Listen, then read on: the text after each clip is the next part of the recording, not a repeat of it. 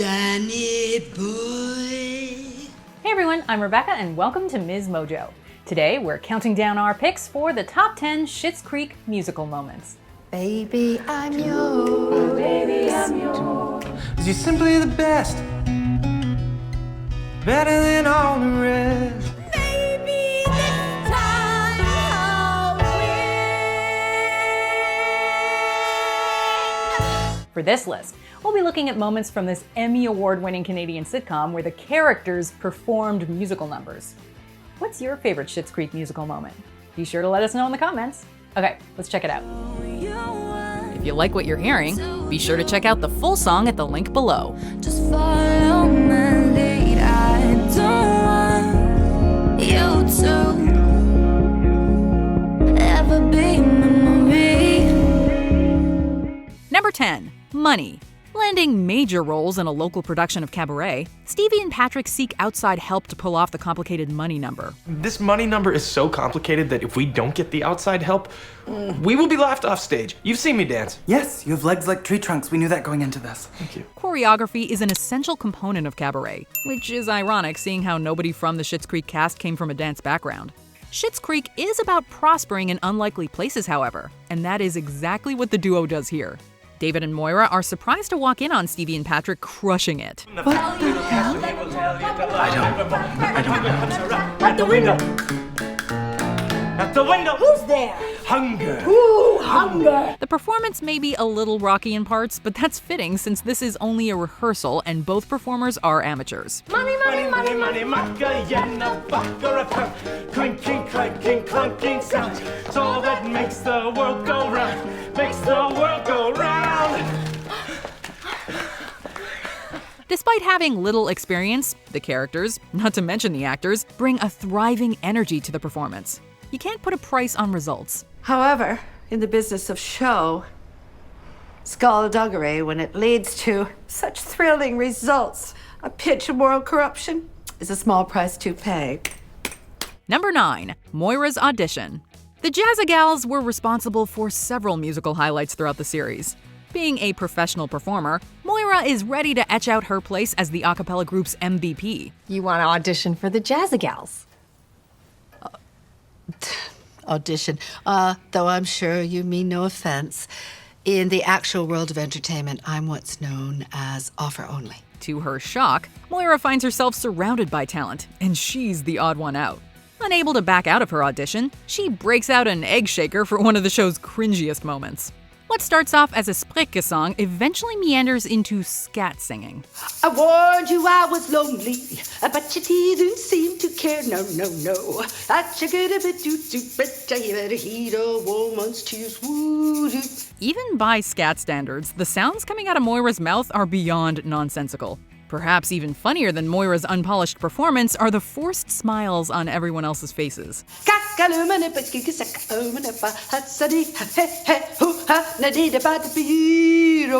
Although she closes out on a literal low note, Moira is accepted regardless, which speaks volumes about how welcoming the Jazzagals are. That was different. Thank you. Number 8, Precious Love. I was so lost, didn't know what to do with myself. I was my own worst enemy. I was less to know I needed help. Sometimes we forget just how good the Jazzagals truly are. We'll never forget this pivotal moment from the series finale, however, as Moira emerges in her Pope outfit to officiate David and Patrick's wedding. You'd be forgiven for not registering the song being performed in the background, since you were probably trying and failing to hold back tears. This is precious love, and it's teaching me everything I need to know. Precious Love is actually a meaningful callback to the season 2 finale. This is precious love and it's teaching me to be a better man. As this song played at Mutt's barn party, the Rose family really started to feel like just that, a family. This makes it all the more poignant as the Roses officially welcome Patrick into their family. Yes, love, love, love, love, love, precious love. Number 7, Danny Boy. Johnny doesn't even know Bob very well, let alone his deceased brother Carl. Nevertheless, Johnny gets roped into speaking at Carl's funeral. As Johnny's eulogy takes an especially uncomfortable turn, Moira comes to his aid with a spontaneous rendition of Danny Boy. And how we do not want to end up in a coffin like Carl, here in this God-forsaken... Oh, Danny Boy. Johnny and the rest of Carl's loved ones join in, which eases the awkward tension, albeit not by much. From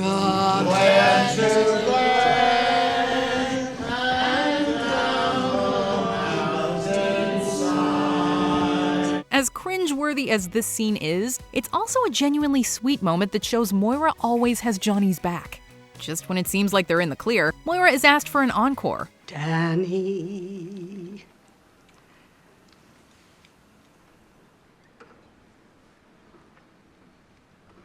Boy. While Johnny keeps himself busy with a sandwich, Moira gives the audience what they want, taking several long pauses between her unusual delivery. The bloopers are just as hilarious. Danny, boy, are you really going to let me sing? Number 6, Silent Night. Before the Roses lost their fortune, they threw extravagant Christmas parties, even enlisting Paul Schaefer to play the piano as Moira and David performed Silent Night. Sleep in heavenly peace. Flash forward to the present, and it's easy for Johnny to dwell on everything he's lost. As his family and the friends they've made in Schitt's Creek come together for Christmas, however, Johnny's reminded how much he's gained.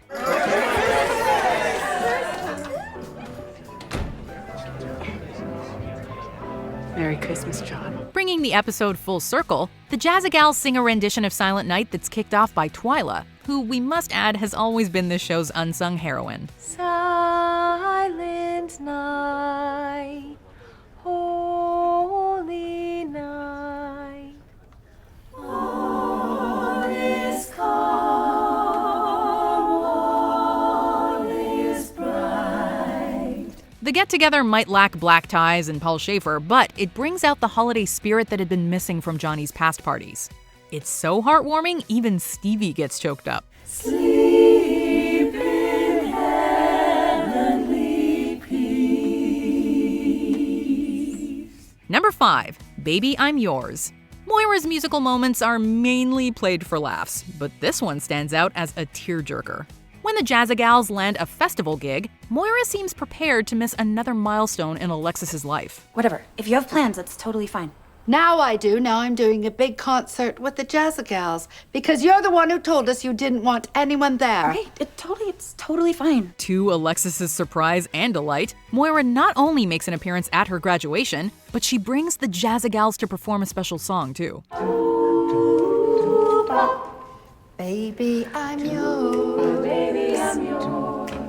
And I'll be yours until the stars fall from the sky. Baby I'm Yours is the perfect musical selection, showing how much the mother-daughter bond has grown between Moira and Alexis.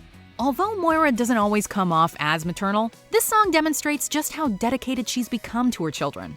It'd be one thing if only Moira showed up, but the fact that the Jazzagals decided to skip the festival for the Roses is friendship at its purest. In other words, until I die, baby, I'm yours. Baby, I'm yours. Number 4, The Number. What if we did the number? Silent Night isn't the only holiday song that Moira and David have put their own unique spin on, and as Alexis puts it, it's a performance you can't unsee.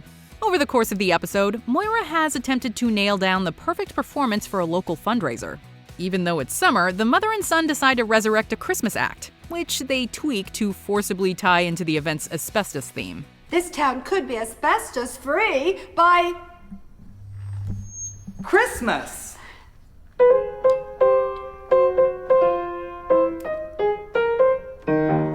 ding, Dong. ding. Dong. Imagine an especially low-budget school Christmas pageant crossed with a Donnie and Marie TV special. You'd get something like this, except this is even more ridiculous. Deck the halls with boughs of holly. Yes, I said faithful, which rules out all of you. While the jokes are cheesy and the revised lyrics are even cornier, it's hard not to get caught up in the number. Catherine O'Hara and Dan Levy strike just the right balance between passionate and phoned in. God rest ye merry gentlemen, let nothing you dismay. Number 3, Maybe This Time. Actress Emily Hampshire got to live out her dream role as Sally Bowles from Cabaret. Well, technically she got to play Stevie playing Sally, but that's even better. Maybe this time I'll be lucky. Maybe this time he'll stay. Stevie's gone through life blending in behind a desk. When Moira casts her in the show's lead role, though, the world finally becomes Stevie's stage. Her character arc reaches a major turning point with her performance of Maybe This Time. Sally's signature song slowly brings Stevie out of her shell. But all the odds are they're in my favor. Something's bound to begin. Although she starts off somehow hesitant, Stevie's confidence grows with each verse. By the end, Stevie has summoned something inside herself that she never knew was there. Maybe this time I'll win.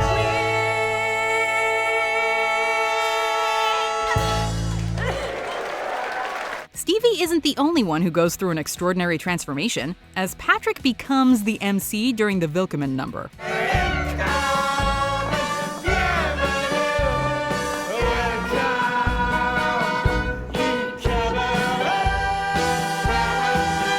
Number 2, The Best. I call you when I need you, my heart's on fire.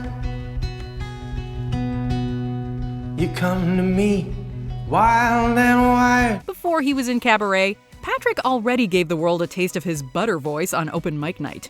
Although we'll always associate The Best with Tina Turner, Patrick has forever left his mark on the song's legacy. Actor Noah Reid's cover even topped the Canadian iTunes charts. Take my heart and make it strong, babe, 'cause you're simply the best. Better than all the rest. As blown away as David is by Patrick's concealed musical gifts, it's his declaration of love that sticks with him. The moment leaves such a strong impact that David returns the favor a few episodes later. He may be lip-syncing, but the choreography is 100% David. You know people can see you, right? You're simply the best. Better than all the rest. Being such a significant song in their relationship, they couldn't have picked a more appropriate song to play David down the aisle. Simply the best. Better than all the rest. It's simply the best. Well, second best. You might be shocked that that's only number 2, but if you have a problem with it, eat glass. I'm kidding. Let's check out some honorable mentions before we show you our absolute best pick. Islands in the Stream. Move over, Dolly Parton and Kenny Rogers. From one lover to another, islands in the stream. That is what we are. No one in between. Always Be My Baby. Patrick's vows would have felt incomplete without Mariah Carey. Time can erase a feeling that's strong. No way you're never gonna shake me. Ooh, darling, 'cause you'll always be my baby. Before we continue, be sure to subscribe to our channel and ring the bell to get notified about our latest videos. You have the option to be notified for occasional videos or all of them. If you're on your phone, make sure you go into your settings and switch on notifications.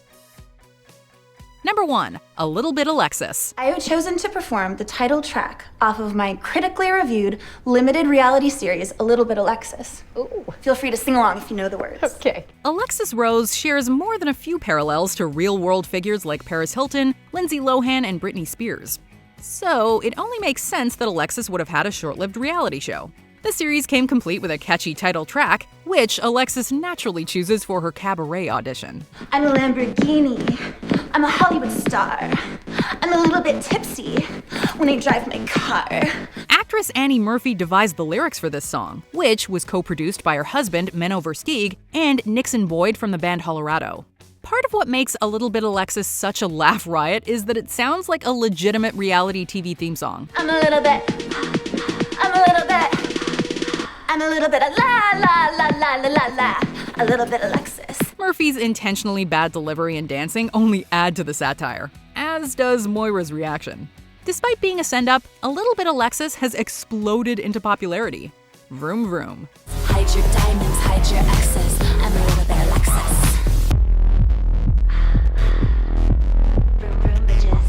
Okay, but my favorite part of that whole scene, aside from all of it, is Moira kicking Jocelyn under the table to be like, I told you this was gonna be bad. Anyway, what's your favorite Schitt's Creek musical moment? Be sure to let us know in the comments, or come talk to me on Twitter or Instagram at Rebecca Brayton, or on my YouTube channel. See ya. Do you agree with our picks? Let us know in the comments. And hey, if you're a fan of the song playing right now, be sure to check out the music video for it right here. Just you and